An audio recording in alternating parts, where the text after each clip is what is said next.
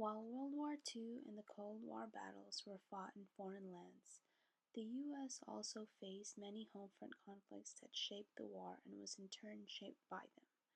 Here we focus on two conflicts: the Jewish refugee crisis during World War II and the gender equality conflicts during the Cold War. We'll tackle the Jewish refugee crisis during World War II first. Now, humanitarian crisis in times of war was nothing new.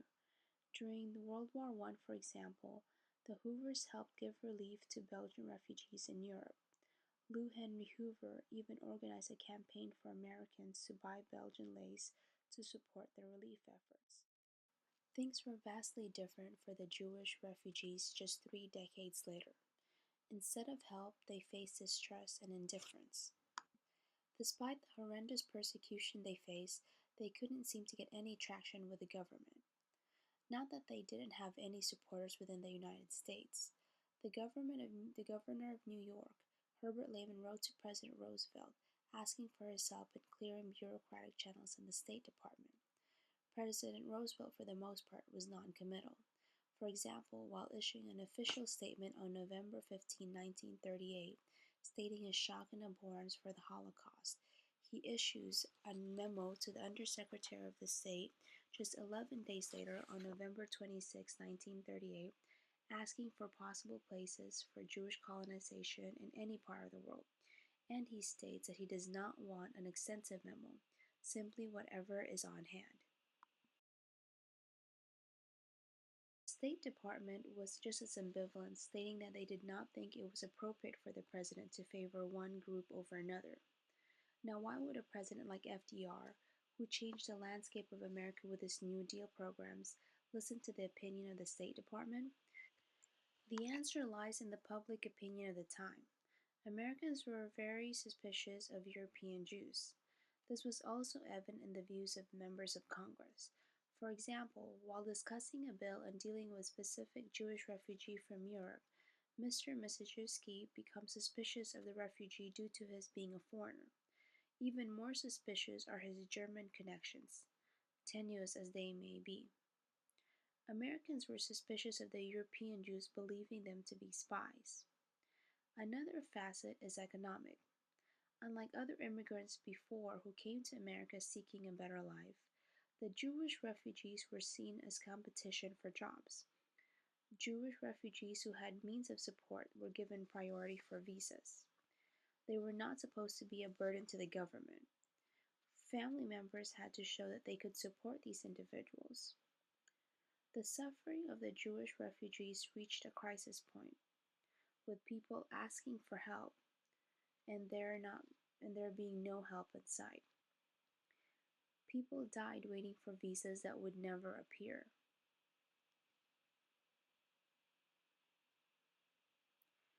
In the end, the solution to the Jewish refugee crisis was to win the war faster.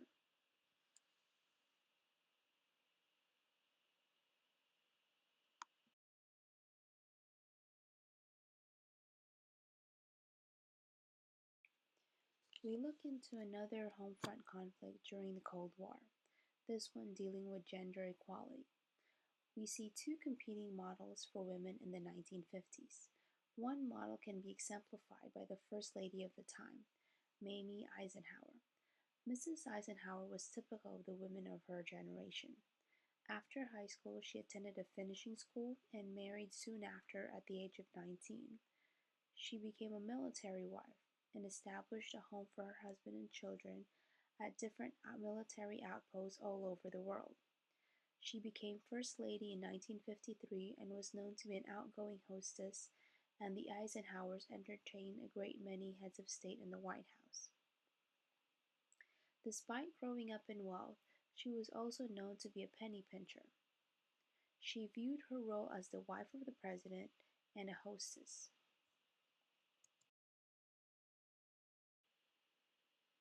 I'm going to use a fictional character to demonstrate the other model of women during the Cold War. Margaret, or Peggy Olson, is a character from the AMC series Mad Men. She graduates from a secretarial school and begins to work for the Sterling Cooper ad agency as a secretary. Her abilities allow her to rise through the ranks, and she becomes a copywriter with her own office. However, her work is undervalued and only grudgingly noticed. But her talents are clear and she earns increasing control over her work. But despite her promotions, Peggy is looked down upon and is not seen as an equal. These two opposing images tell the situation of women in the Cold War. Women were staying home and having babies in droves, producing a baby boom that bucked the downward trend of births of previous decades. And yet, women were also entering the workforce in ever-increasing numbers, doubling their presence from 15% to 30% between 1940 and 1960. But despite their increased presence in the workforce, women earned half of men, a gap that was the greatest of any industrial nation.